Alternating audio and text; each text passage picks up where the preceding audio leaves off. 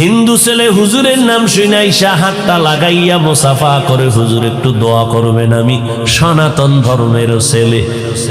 হুজুর সালামের হাতটা দইরা চেহারা দিয়ে তাকাইয়া, হুজুর এক ধ্যানে তাকায় তাকায় চোখের পানি ফেলে কাঁদতেছে। ছেলেটার অন্তরে ভয় আসলো, আমি কোনো বেয়াদবি করে ফেললাম নাকি। হুজুর বেয়াদবি করেছি? বলে না বাবা। তো কাঁদেন কেন? আল্লাহর ওলি বলে, বাবা মাওলা পাকের কুদরত দেখে কান্না করি।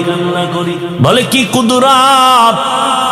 আল্লাহর ওলি ডাক দিয়া কয়, বাবা এত সুন্দর একটা চেহারা দিয়া তোমারে আল্লাহ বানাইছেন, আমার আল্লাহ তোমারে জাহান্নামের আগুনে জ্বালাইবেন কি আল্লাহর মোটেও দয়া হবে না। ছেলেটাই কথা শুইনা চুপ চলে গেল। আর ওই কথা কলবে ভাতাক্কা লাগায় দিস। বাড়িতে গিয়ে ঘুমায়, মাথা গরম। হুজুর কি বলল? রাতের বেলা ঘুম নাই। হুজুর আমার একটু দূরে ইশারা দিছে জাহান্নামের আগুন।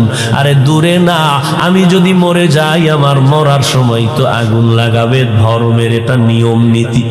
না, আমি দুনিয়ার আগুনেও জ্বলবো না, জাহান্নামের আগুনে জ্বলবো না। একটা দৌড় দিয়া হুজুরের ঠিকানা নিয়ে আল্লাহর ওলির বাড়িতে গিয়া কয়, হুজুর আমারে মাফ করে দেন, আল্লাহ এত সুন্দর করে আমারে বানাইছেন, আমি জাহান্নামের আগুনে জ্বলবো না, আমারে কালেমা পড়ায় দেন, আমি মুসলমান হইয়া নবীর মুহাব্বত নিয়ে কবরে যেতে চাই।